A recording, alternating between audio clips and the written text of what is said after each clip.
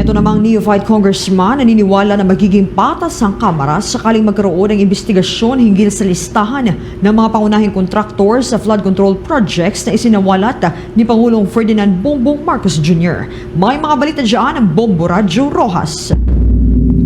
Suportado ni One Tahanan Party List Representative Attorney Nathaniel Oducado ang panukalang magpasa ng bagong batas na magtataguyod ng mas mahigpit na transparency at pagsasapubliko na negosyo at interes ng mga politiko maging ng mga nagnanais kumandidato sa gobyerno. Sa panayam ng Bombo Radio Rojas, sinabi ni Representative Oducado na mahalagang isang malawak at bukas na sistema kung saan malinaw na nakikita sa publiko ang lahat ng negosyo at investments ng mga halal na opisyal at aspiring politicians. Anya, layo nitong matiyak na ang kanilang desisyon at aksyon ay hindi para protektahan ang sariling negosyo, kundi para unahin ang kapakanan ng mamamayan.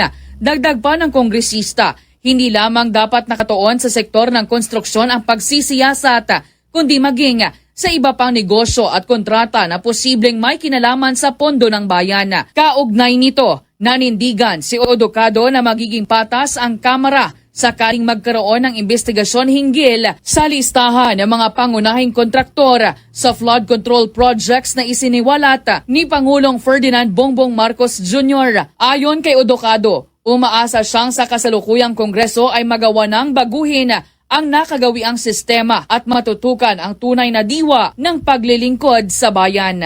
Buong puso po namin niyakap ang statement na yun, especially coming from my position na ordinaryong Pilipino lang ako.